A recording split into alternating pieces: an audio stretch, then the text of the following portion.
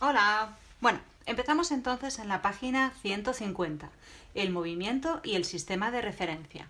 En vuestro libro deberíais subrayar lo que yo voy leyendo.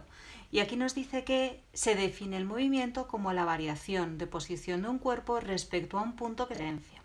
Un poquito más abajo nos intenta explicar qué es esto del sistema de referencia. Me dice que solamente es posible observar un cambio en la posición si disponemos de un sistema de referencia, alguna manera de donde medir esa distancia. Por eso es súper importante el concepto de sistema de referencia, SR. Es un conjunto formado por un punto o, normalmente el origen, y unos ejes que definen unas direcciones principales en el espacio que nos permiten describir la posición de un objeto mediante unas coordenadas en ese sistema de referencia. En este caso de aquí lo que nos viene es un dibujo, momento rollo tridimensional, como este pibón de aquí. El eje X para ellos es el que sale del plano, es el que va por aquí en horizontal, y el eje Z es el que va hacia arriba, ¿de acuerdo? Nosotros sí vamos a utilizar solamente el sistema de ejes en dos dimensiones, de manera que para nosotros el horizontal va a ser el eje X y el vertical va a ser el eje Y. De manera que en este sistema de referencia bidimensional podremos encontrar un punto.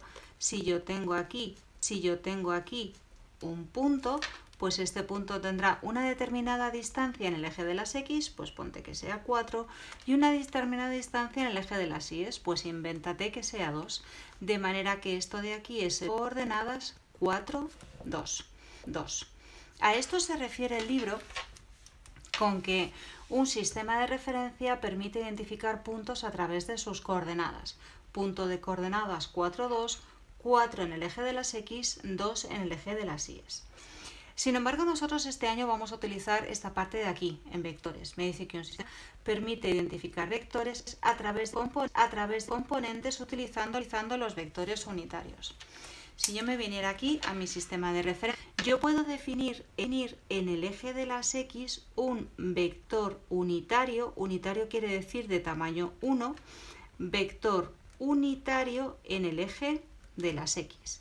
Y puedo hacer lo mismo, definir un vector unitario de tamaño 1, vector unitario en el eje de las Y. ¿De acuerdo? Estos vectores unitarios son los que me sirven para medir las escalas. Cuando veis una línea recta y está dividida 1, 2, 3, 4, pues la medida que os ha servido para marcar quién es ese 1, quién es ese 2, quién es ese 3, es el vector unitario. De manera que este punto P, si lo escribiéramos con las componentes del vector, me quedaría que tiene 4 veces el vector y 2 veces el vector unitario en el eje. Como escribir todo el rato UX y UI es un poquito complicado, bastante aburrido, el vector unitario en el eje de las X se puede escribir correspondiente vector. El vector unitario en el eje de las Y se puede escribir como una J con su correspondiente vector unitario, tal y como tenéis en el sabíais que de aquí de la izquierda. Yo en principio siempre voy a utilizar la I y la J, ¿de acuerdo? Pero en el libro siempre os va a venir como UI y ambas cosas son perfectamente válidas. De manera que un sistema de referencia debe estar o en reposo o en movimiento no acelerado independientemente del movimiento que estudiar. A estos sistemas de referencia se les denomina sistemas de referencia inerciales. Continuamos entonces en la página 152 con los elementos del movimiento. El primero de ellos ya lo hemos estudiado, es el vector posición. El vector posición R de un objeto en movimiento es el vector que une el origen de coordenadas con la posición de ese objeto. Tendrá, por tanto, como es un vector, un punto de aplicación, en nuestro caso el origen de coordenadas, una dirección, indicadas por las coordenadas del vector, pero básicamente es la de la recta que une los dos puntos. Sentido, siempre empieza de coordenadas y termina en el punto en cuestión. Y módulo es el tamaño del vector, su longitud. Evidentemente, si el objeto está en movimiento, el vector de posición será en función del tiempo. Importante. Si nos fijamos en nuestra referencia de antes, si el punto estuviera quieto, estaría siempre en esta posición de aquí. Y este sería nuestro vector de posición. Claro, si este punto no se mueve, toda la física ya no tiene sentido. Así que lo lógico es que esta de aquí sea una posición inicial. Pero claro, si el punto se mueve, ¿hacia dónde se mueve? Pues dependiendo. Pero pongamos que se mueve hasta aquí, que esta es la siguiente posición. Este vector de posición ya es distinto al anterior. Como este es el asociado al primer punto, le llamamos R0, como este es el asociado al siguiente, le llamamos R1. Estos dos vectores de distinta dirección, de chique, claramente ha habido un movimiento en el cuerpo.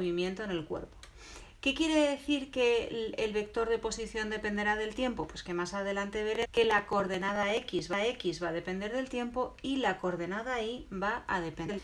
Una vez que ya tenemos dos posiciones, podemos estudiar el desplazamiento y la distancia entre esas dos posiciones. El desplazamiento es el vector que determina, ojo, el movimiento efectivo entre dos instantes cualesquiera. Y se define como la diferencia entre los vectores de posición, ¿vale? El módulo de ese vector de desplazamiento es la distancia entre las posiciones. Si nos venimos aquí, esta era mi situación inicial, esta es mi situación. La diferencia entre los dos es este vector de aquí. Este vector de aquí es el vector de desplazamiento, incremento de R, variación de vector de posición. Como todos los incrementos, todas las variaciones, es siempre final menos inicial. Y por eso en el libro tenéis R en el instante 1 y menos R en el instante 0. Trayectoria. Se denomina trayectoria al lugar geométrico del conjunto de las posiciones sucesivas que ocupa un cuerpo en su movimiento. Esto es importante, porque para llegar este cuerpo del punto P0 al punto P1 podría haber dicho, venga, va, en línea recta y esta sería mi trayectoria recta, o este punto se podía haber ido a dar unas cuantas vueltas por el universo para llegar hasta ahí. La trayectoria y el desplazamiento no siempre coinciden, de hecho solo coinciden si el movimiento es rectilíneo. ¿De acuerdo?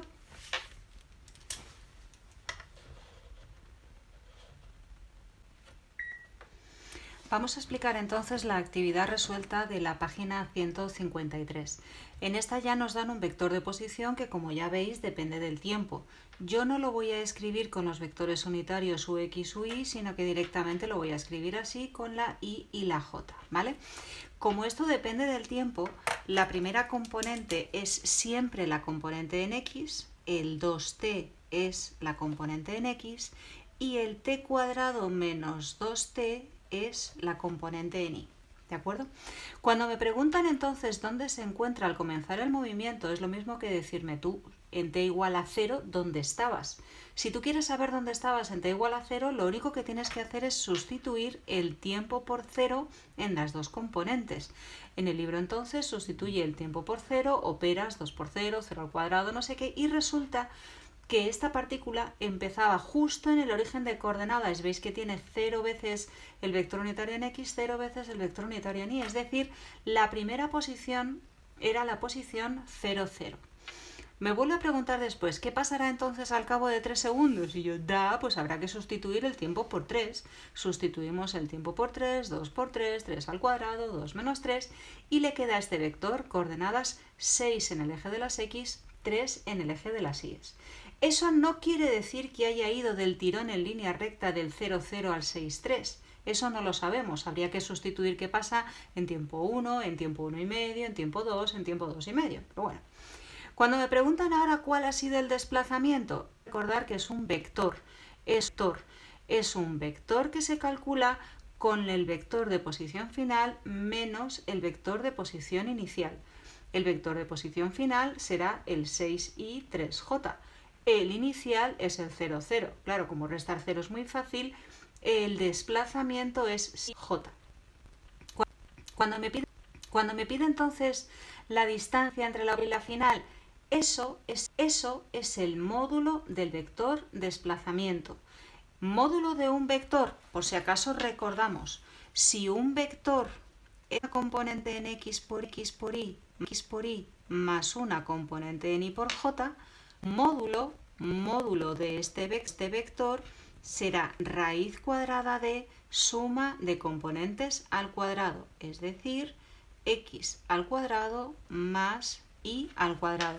Sea el vector que sea, es decir, me da igual que sea el vector r o el incremento de r o el vector velocidad o el vector aceleración. Todos los módulos de vectores se calculan así. ¿Qué hacen entonces? Pues como el vector desplazamiento era 6y 3j, pues 6 al cuadrado más 3 al cuadrado, raíz cuadrada con su unidad, como es una distancia en metros, ¿vale?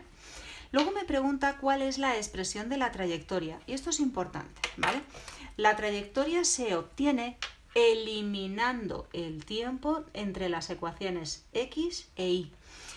¿En qué orden? Eso ya va a depender del problema. En este caso la x es 2t y la y es t cuadrado menos 2t.